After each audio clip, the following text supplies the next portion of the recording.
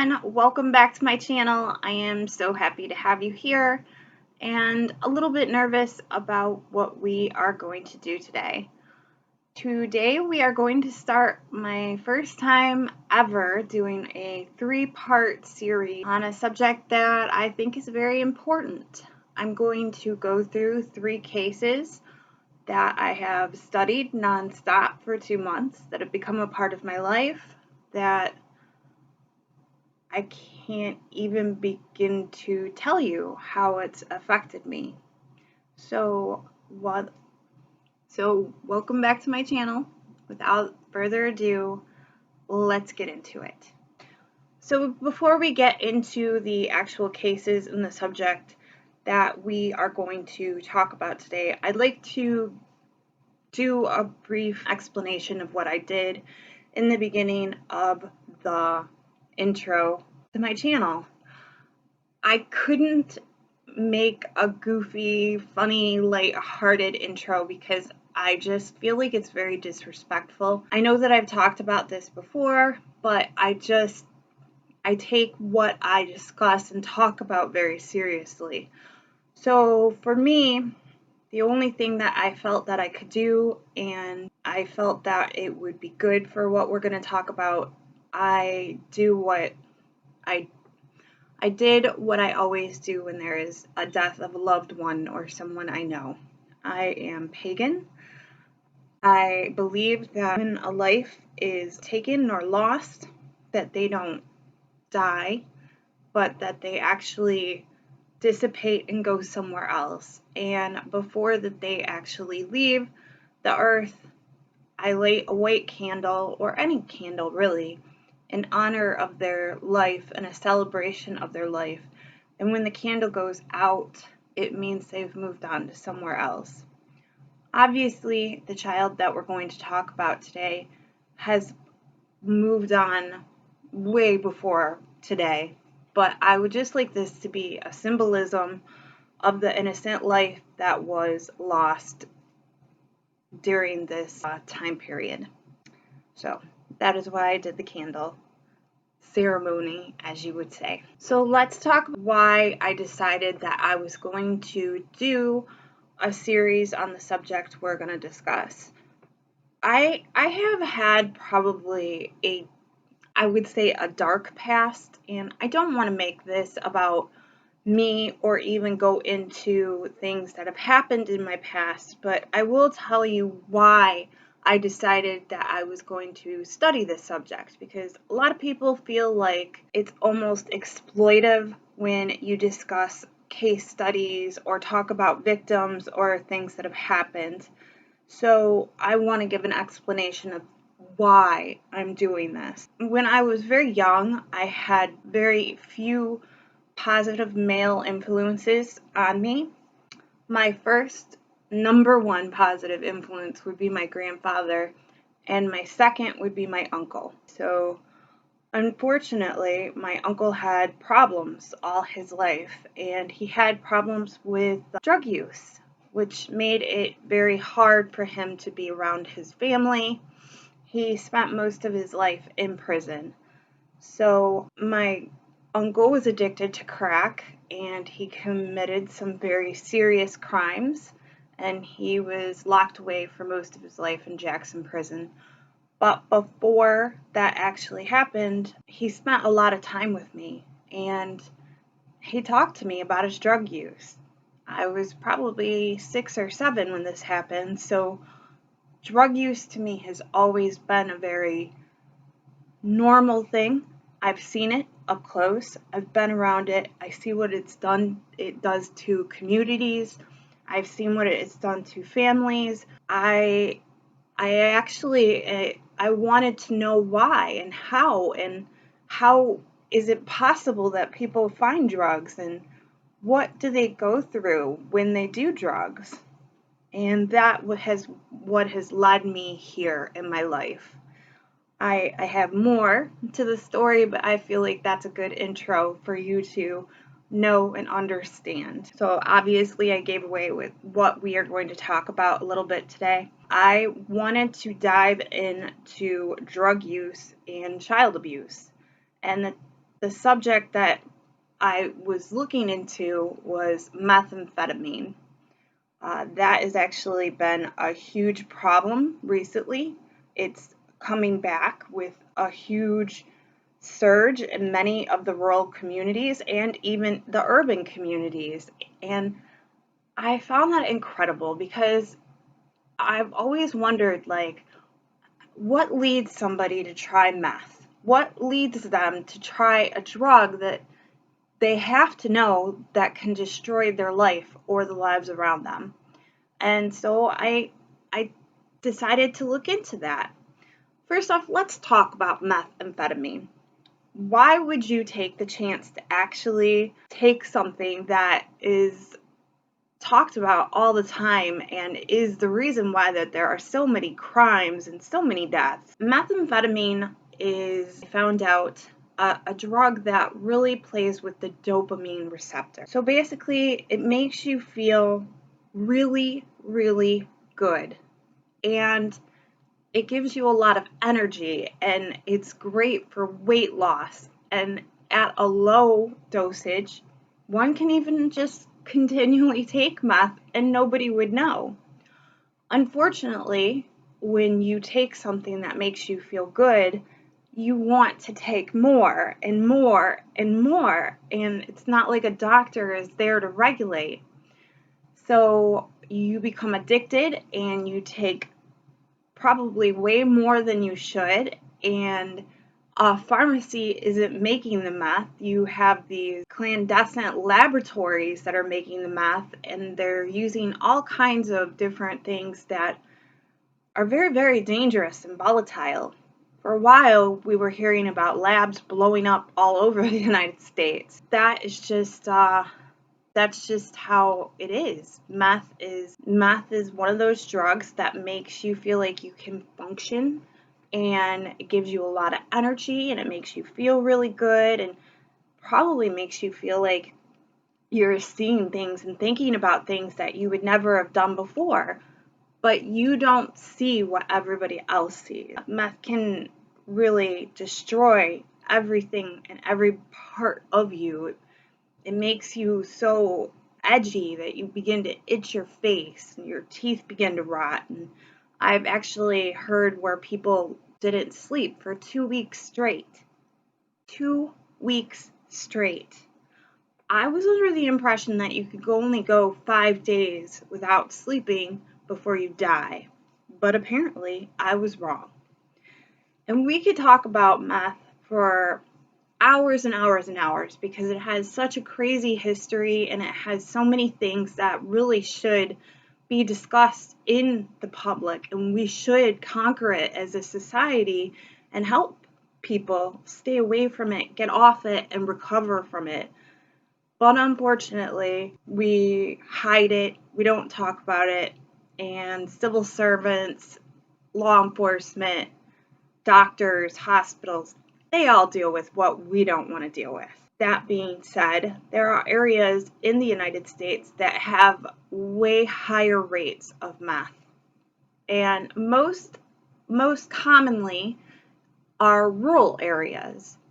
And I find that interesting in itself because you would think that you would have a bigger problem with drugs in more urban, closer to cities, in cities, but that's actually not true. It's actually in more rural areas, country, farming lands, and I don't know if that's because it's easier to produce out there. I don't know if it's because there's less things to do and people find themselves doing that. I'm not sure. I haven't been able to find the reason for. It would be really interesting to sit down and talk to law enforcement or somebody on a narcotics team or something like that, but that's not what we're here to discuss today at all. We are actually going to begin to talk about a case that I followed very intently and opened a door to so many things for me. We're going to be talking about Jessica and Daniel Groves. Jessica and Daniel Groves were a married couple, and they had a son, Daniel Jr. And I studied their lives, and they are, they could be any one of us. They were no different than anybody you would meet. Jessica Groves was an RN. She had a degree. She had been a nurse. Daniel Groves was a hunter. He seemed like an outdoors type of person. And their son, Daniel Jr., was 15 when all of the things that I'm going to tell you about occurred, he seemed like a well-developed kid, actually very intelligent, smart. Everyone had very good things to say about him. So where did it go wrong? We don't know. They don't talk about that. But what they do talk about is the newborn that was born on January 10th, 2019. Dylan Groves was born to Jessica Groves, and he would live to be about 2 months old. So that's where I'm going to stop, and I'm going to give you a chance to turn my channel off if you find child abuse, disturbing, homicide, any type of violence towards children very triggering. There are some people that can't handle it. I feel the need to study it because I want to learn how it happens, and I want to learn how to change it, and I want to try to figure out how to fix it. That's what I want. And to me, telling the public about things like this is so important. It gives a voice to a victim that can't be heard. Dylan Groves will never be able to tell his story. So I'm going to tell it for you. Let's jump back into the story. So obviously somewhere along the line, Daniel and Jessica Groves, I bet you guys can hear my dog in the background. If you guys hear my dog Spooky in the background, I apologize. He gets very happy about this time. During the day, he's an elderly dog and he takes pain medication, and it kind of kicks in around now, so he begins to think he's a puppy, which is really exciting for my family, but he gets a little rambunctious. It's super cute. Maybe one day I'll get him on the video for you guys. All right, so going back. Daniel and Jessica Groves, somewhere along the lines, we know that they became drug addicts. We don't know where, we don't know when, we don't know how. I do know that they still have their Facebooks up, so you can actually kind of take a guess as to when it happened, but we can't say for sure. So around October of 2018, Jessica Groves started to look a little bit bigger. And this is important because she will later on tell court that she didn't know that she was pregnant, which was a lie. And the one thing that I do know for sure is that drug addicts lie. They lie a lot, and they're very good at it. And it's hard because you want to believe people. You want to believe what they say, and you want to believe what they're telling you is the truth, but unfortunately, when you're dealing with drug addicts, a lot of it is lies. So anyway, back to what I was saying.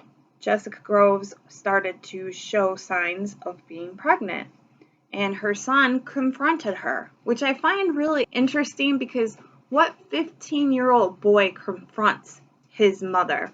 And they use that word, confronts. So I feel like the son knew that there was some kind of shady drug use or something wasn't right, because that's not something a 15-year-old boy would normally do. I have a teenage boy. I could never see him coming to me and confronting me like that. Like, hey mom, you're looking a little chunky, so are you pregnant? Just isn't on their agenda. They don't care about stuff like that. But he did do that, and she admitted that she was pregnant. So she goes on to stay pregnant, and around January 10th, she goes into labor. And her husband, Daniel Sr., takes her into the hospital. And right away, the nurses noticed that Jessica was not acting like she was in labor. And most women and even men know that when a woman is in labor, they're screaming, They're yelling, they're breathing heavy, they're nervous, they're excited, families coming in. Well, if you're on drugs, this doesn't happen. A lot of the drugs that are out there work as pain relievers, and apparently Jessica Groves said she was doing heroin too. And heroin is a narcotic, which is a very strong pain reliever. And the nurses said that she was disassociative, which means that she just did not act like she was in labor. And the other thing is the nurses asked her, like, where did you get your prenatal care? Who's your doctor? Very common things to ask when you are going into labor. And she said she never went to any doctor. She had never had any prenatal care. And they thought that was very interesting. But something for you to understand is that when somebody comes into a hospital and they're having a baby and they are on drugs or they're a drug addict, they ask these questions not to get you in trouble, but to help the baby, to prepare for a very possibly drug addicted baby, because there's going to be problems. And they explain this to the patients, like, listen, we're not mad at you, you're not in trouble, just please tell us what's going on exactly so we can prepare for this baby, because it's probably going to need some intense medical care. Well, Jessica wasn't having it. She just did not want to tell them that what she was on or anything. It was actually her husband who told the nurses what she was on. And so they asked her to do a urine test, and she wouldn't give it to them. She was uncompliant. I don't understand how you can be uncompliant while you're having a baby. I mean, I've had babies, and you're just out of control.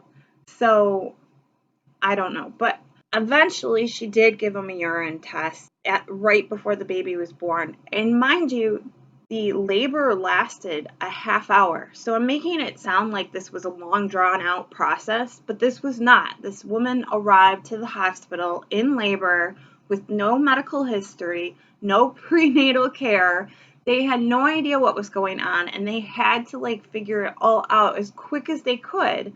And so she basically, eventually, right before the baby was born, gave them a urine sample, and it came back that she was positive for methamphetamine and no narcotics in the urine, which is weird. But they gave birth to the baby, and Dylan was the baby.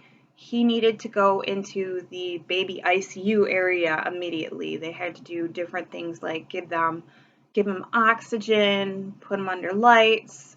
I'm not good at explaining these technical terms, but give him intense care.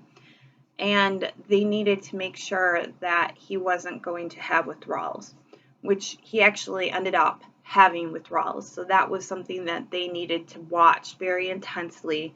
And for that reason, Dylan Groves ended up staying in the hospital for 5 days, which is way longer than what a regular baby would actually stay in the hospital for. And while they did this, they were able to get part of the umbilical cord, and they sent part of the umbilical cord out to a lab to test for a toxicology screen to see exactly what was going on. Because like I said, drug addicts lie. So they needed to find out what exactly this patient had taken.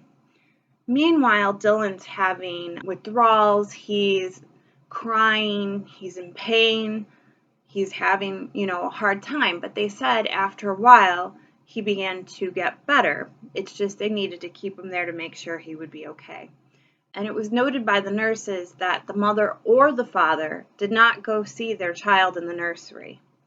So that was something that kind of made them a little uncomfortable, because most parents, when they have the baby, they want to go see the baby, they want to call their mom and dad, take pictures, oh my goodness. And if you have a baby that's taken off to the ICU-ish area, you're going to be scared.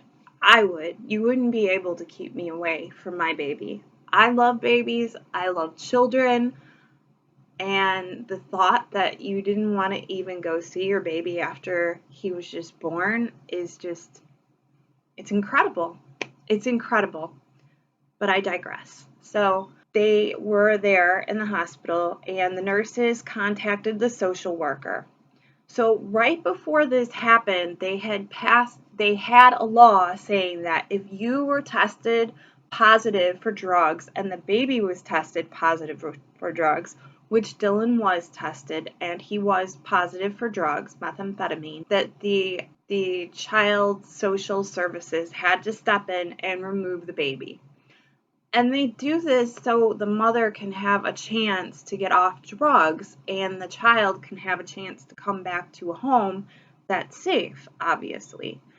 And so they did this.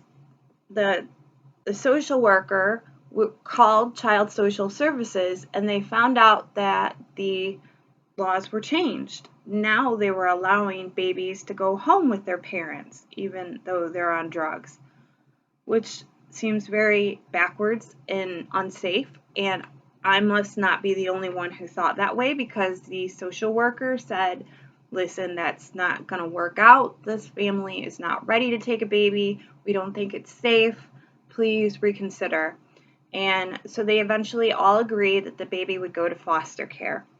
So they took baby Dylan to foster care. And this is kind of heartbreaking because the foster mother that took Dylan for 14 days, she absolutely loved Dylan. She helped him get through the withdrawals.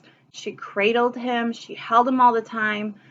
And she was also prepared to adopt him. So this child could have had an amazing mother, a loving house. They were ready to take him. And it just seems like that would have been the perfect resolution to this situation, because honestly, Jessica Groves did not act like she wanted her baby. And you would think that if you don't want the baby, that this is a perfect solution. But that's not how it went down. Apparently, there's a law in Ohio, and it's called the Parent Reunification Law, where they try to reunite the family. So they decided that they were going to test Jessica Groves and the father passed the drug test, and they said, look, you can have your child again, but the mother of the baby cannot be in the home. Which, are you kidding? You really think that this woman is going to leave her home? She had been with Daniel for, I believe, around 17, 18 years or something like that, and so she's going to leave. A drug-addicted woman is just going to leave while her baby comes home. But okay. So he has to sign a waiver saying that Jessica Groves would not be in the house and that he could take baby Dylan home. And from the start, the social worker said that she felt weird about it. It didn't feel right. The foster mother said she didn't trust it, that she didn't like them.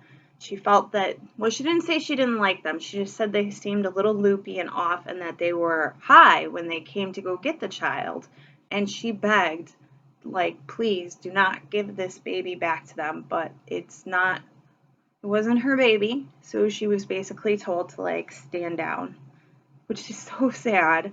She even, like, gave them her phone number and said, if you ever need to call me, you don't want him or you need help or you just need anything, call me at any time, which is so selfless of her. So they never called her ever, just making that note, and they took baby Dylan home. So baby Dylan, for the next week or month or so, the social worker has to come out and check on baby Dylan and see how he's doing. And it worked like the first time, but then all of a sudden, Daniel was saying his father had a heart attack and he wasn't doing good. And, they had to go out of town and they were having problems talking on the phone because they lived in a rural area, basically dodging the social worker at every chance he got to see her. And the social worker really wasn't able to check up on Dylan. And I don't want to blame the social worker because I have to tell you, a social worker already has a very hard job. I I don't know. It seems like lately we're blaming social workers, and it seems like the easy way out, but it's hard. How can social workers come into the job and they get like 50 cases and they're basically told that they're responsible for all these lives? And I mean, they need more help. They do. So that's another subject anyway. But she tried her hardest to get to see him. And you could tell when she was on stand in court that she felt very defensive and scared. I could feel when she was being talked to about from the prosecutor that she felt like she was in trouble.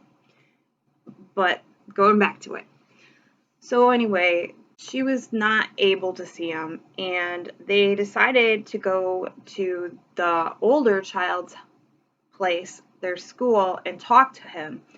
And that's when they found out that he had no idea what he was talking about with the father. There was no situation with the father, and he tried to cover it up, but he couldn't because he had already said. They asked him about home life. He said his home life was fine, but they said that he seemed very, very nervous. So they decided at this time that they were going to go ahead and take Daniel away from the house. But now we need to talk about the timeline, okay? Because this is important. So baby Dylan was born in January 10th. In March 27, that was the last time that anybody saw baby Dylan alive, March 27. And the social worker actually said that she got to go to the house in March 27, and she saw the baby. So she continued to try to see the baby, and this went on and on and on. And they decided around June-ish that they were going to report baby Dylan missing because they were dodging him so much. And at June 10th, that is when the police went to go get the baby, to go arrest Jessica and Daniel Groves.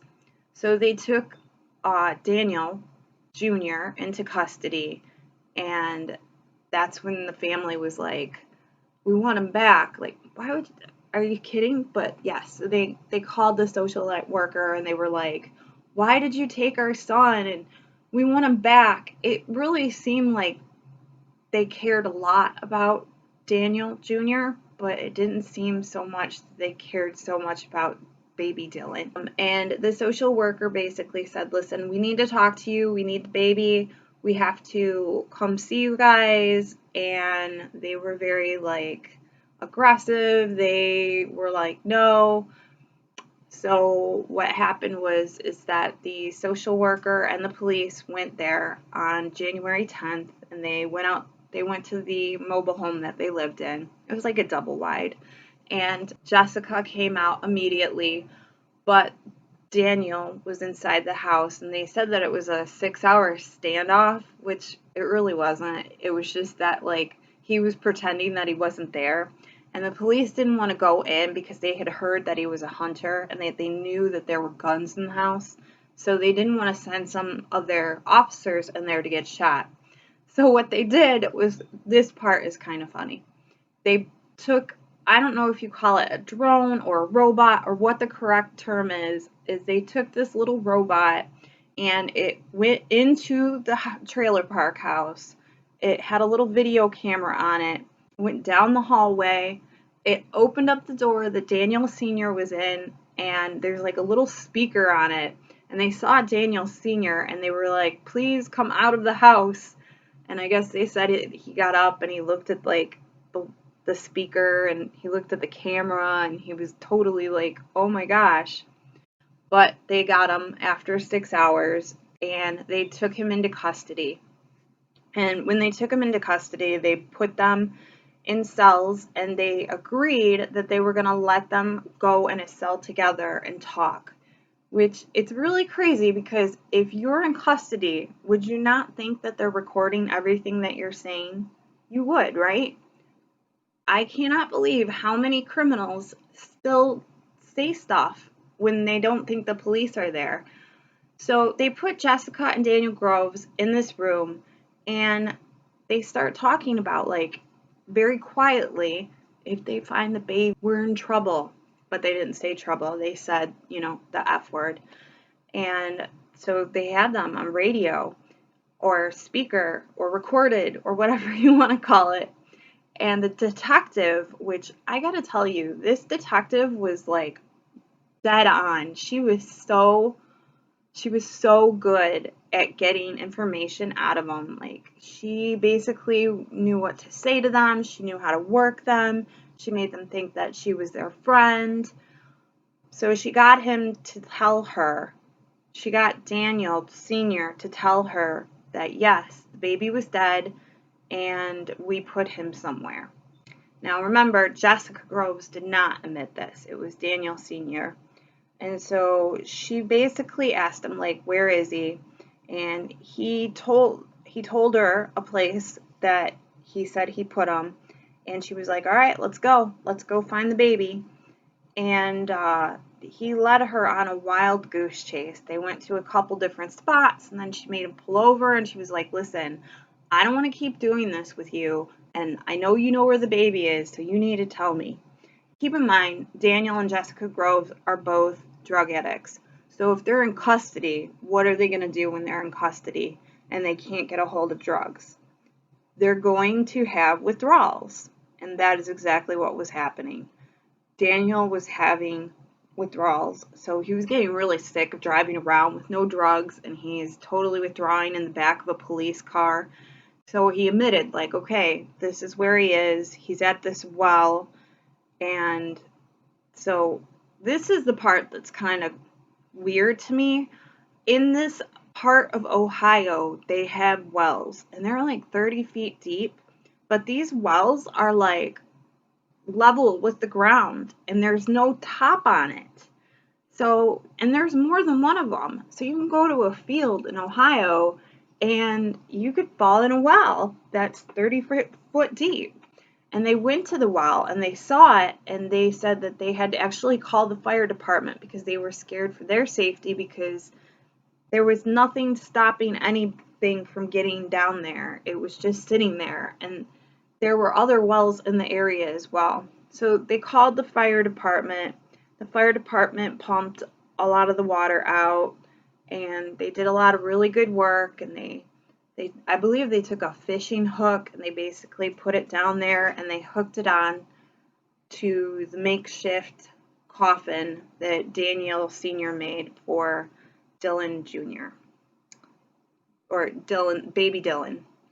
So let me tell you how they found Dylan. So some of you guys are going to might find this disturbing. I would fast forward for like a minute or two, because this isn't a very pleasant part of the story. Not that any of it was very pleasant, but this part is pretty gruesome. So he took the baby and he wrapped him up in a layer of plastic. He completely made sure that he was basically waterproof. Then he took 2 crates, plastic milk crates, and he took the 2 plastic milk crates and he made them face each other, so it actually looked like a makeshift coffin. Then he took zip ties and he zip tied milk crates together, but before he shut them, he put a bunch of rocks inside there so that they would go to the bottom of the well and stay in the bottom, that it would be heavy. And then he took chain and padlocks and he chained and padlocked it together. Like, this was a very well thought out process. And the only reason that I say that is because when he went on stand, he said that he just wanted to bury him and that he really hadn't thought about it and it wasn't premeditated. I mean, that sounds pretty premeditated, but so they pulled him out, and the firefighters were pretty proud of themselves because of how crazy and hard it was. And when the firefighter was actually on the stand, he was talking about it. And then he said that the smell hit them. And they realized what they had pulled out of the well, and it overcame them. And you could actually see how upset they were about this and how much that it's probably going to be with them for the rest of their lives. And one person had to stay there and wait for the medical examiner or the coroner to come pick them up. And everybody else was really, really upset. So one of the firefighters said that he would do it. And he said he had to stay there for an hour and wait. And he said it was the longest hour of his life. And when the medical or the coroner got there, he couldn't pick up the makeshift coffin, so he had to have the firefighter pick it up and put it in the back. And he said that it just smelled so horrible that he threw up and he had to hurry up and get out of there. So they took the baby Dylan to the medical examiner, and basically they found out that the baby had been, I wouldn't say tortured, but neglected and abused. There were so many injuries to his body that some of the injuries were actually healing. So the entire time that he had been with his mother and father, he was being abused. The cause of his death was blunt force trauma to his head. And Jessica Groves said she had dropped him, but I think that she probably smashed him against the wall.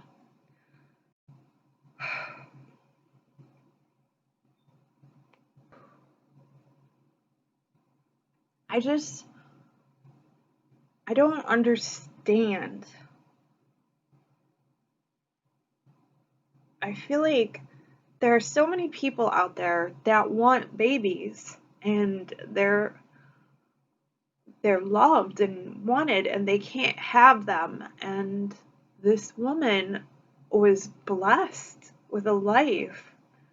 And even if she didn't want the baby, there was somebody there that wanted the baby. So she could have just given him up for adoption, and nobody would have been mad about that.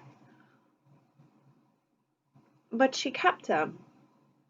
And there's like posts on her Facebook like bragging about him, and it's horrible because he's in an outfit that the foster mother gave them, and like everything that they had, it was from the foster mother.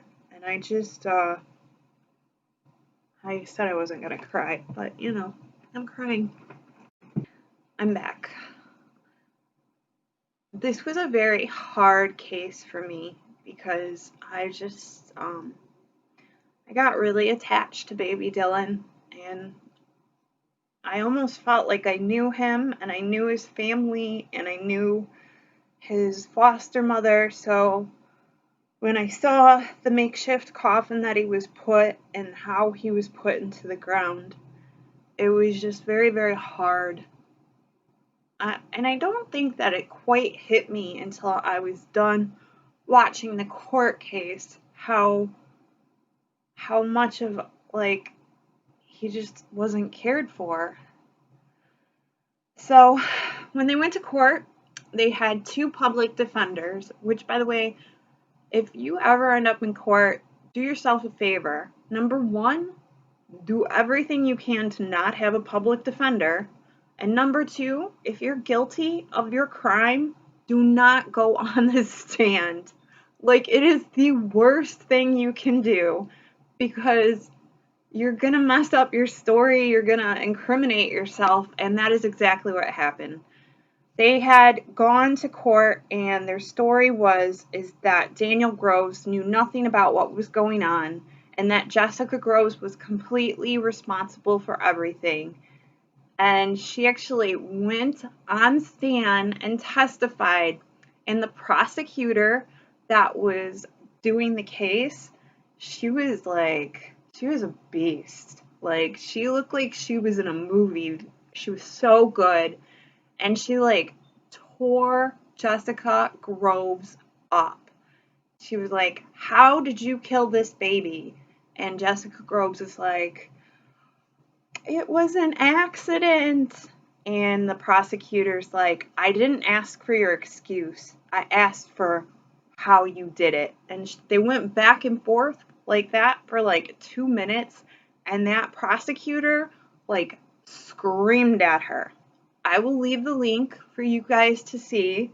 I don't know if I'm allowed to play it on my thing, but she got her. And I felt no sympathy for Jessica Groves. And at the end, when it was all said and done, Jessica Groves got life, and Daniel Groves he was not guilty of murder, but he was guilty of kidnapping, hiding evidence, tampering with a corpse, a whole list of things. And basically he was gonna be in prison for a minimum of 40 years, and he's already like, I think, around 40 plus, so it's really doubtful that either of them will ever see any outside life whatsoever. It was just it was a very hard case to do, and it definitely made me look more into it. So it definitely made me look more into cases like this. So I'd like to tell you that this is not something that doesn't happen, but we have 2 more cases that we're going to study and talk about. And I'm glad that you stayed with me this whole time. If you did, I hope that you found the case educational. I hope that it helps you in some way. If you are living next to somebody or you see something that you think could be weird or child abuse, please, no matter how small it is, call and report it, because you could save someone's life. And I don't know if baby Dylan ever had a chance with the way that he was brought in. I think that, he lived 2 months, but he made such a huge impact on the community and the world, and I can only hope that he's with whoever you go to in your afterlife, and he's living his happy little life. And that's my hope. So thank you so much for watching. I hope I did a good job explaining. If you enjoyed my case, if you would like to subscribe, leave a comment, tell me what you think. Tell me if you think I did a good job. Tell me if you think I did a horrible job. Tell me if you already knew about the case. I love to hear from you guys. So as always, stay spooky and stay safe. Bye.